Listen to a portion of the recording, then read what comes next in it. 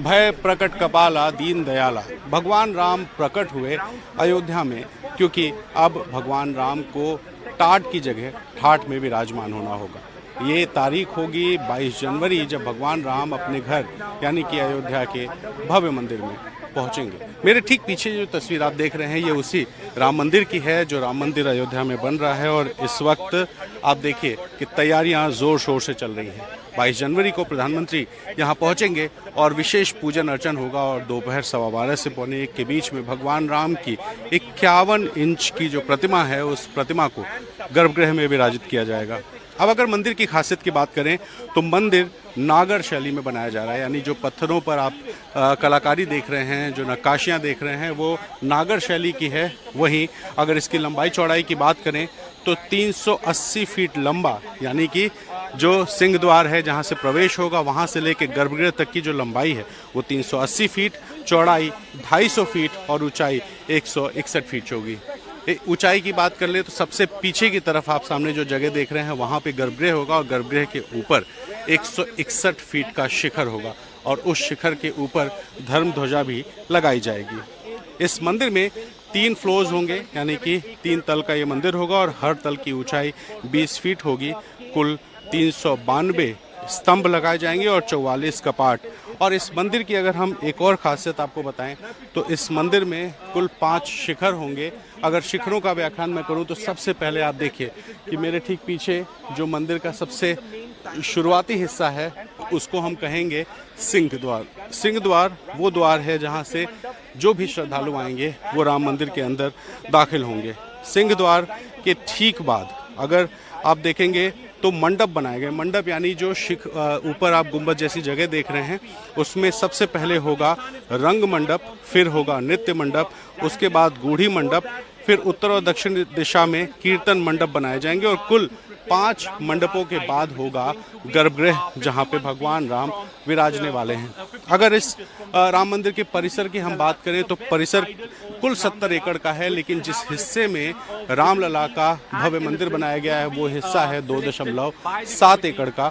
और यहाँ पर मंदिर बनाने को लेकर के आपको एक खासियत और बताएं कि ये जो पूरा जहाँ तक आपको एरिया दिखाई दे रहा है ये पूरा एरिया 70 एकड़ का है, लेकिन यहाँ पर जो विवादित ज़मीन थी जहाँ पर बाबरी का विवादित ढांचा मौजूद था वो ठीक वही जगह है जहाँ पर इस वक्त आप राम मंदिर आपको दिखाई दे रहा है।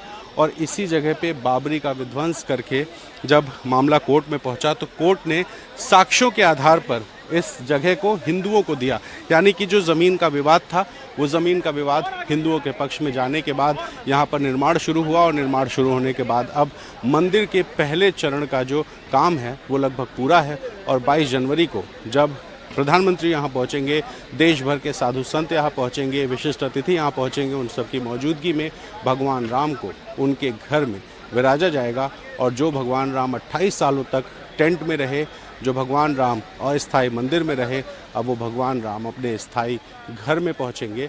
और एक और खासियत इस मंदिर की हम बताते हैं आपको कि ये जो मंदिर है इस मंदिर को बनाने के लिए ऐसी तकनीक का इस्तेमाल किया गया है जिससे कि ये मंदिर कम से कम 1000 साल तक इसी तरह से खड़ा रहे। इस पूरे मंदिर कैंपस के अंदर कहीं भी लोहे का इस्तेमाल नहीं किया गया है, क्योंकि लोहे की जो उम्र होती है वो उम्र होती है 90 से 100 साल। यहाँ पर जो पत्थर हैं उन पत्थरों में होल करके अलग अलग मेटल्स लगाए गए हैं जिन मेटल्स की उम्र ज़्यादा होती है। और साथ ही यहाँ जो प्लिंथ है उस प्लिंथ को ऐसा बनाया गया है पत्थरों से जो 1000 साल तक इस मंदिर को मजबूती प्रदान कर सके। चाहे भूकंप आए, चाहे बाढ़ आए, चाहे कोई भी आपदा आ जाए, लेकिन मंदिर को कोई नुकसान नहीं होगा। मैं बिल्कुल आपको सामने एक ज़रा ये सफ़ेद दीवार दिखाता हूँ। ये जो सफ़ेद दीवार है ये दरअसल परकोटा है। परकोटे का कॉन्सेप्ट दक्षिण भारत से शुरू हुआ, जहाँ पे मंदिरों के आसपास मंदिरों की सुरक्षा के लिए एक दीवार बनाई जाती है जिसको परकोटा कहते हैं। उत्तर भारत में मंदिरों की शैली में ये जो परकोटा है इसका कोई कॉन्सेप्ट नहीं होता था, लेकिन राम मंदिर की सुरक्षा के लिए परकोटे की 14 फीट चौड़ी दीवार बनाई गई है। और इस परकोटे के ठीक पीछे जो मंदिर है वो मंदिर आपको दिखाई दे रहा है। तो यहाँ पे अलग अलग मंडपों से जब आप होकर के भगवान राम का दर्शन करने पहुँचेंगे तो 4 फीट 7 इंच की जो पैर से लेकर ललाट तक की मूर्ति है माथे तक की वो मूर्ति आपको दिखेगी।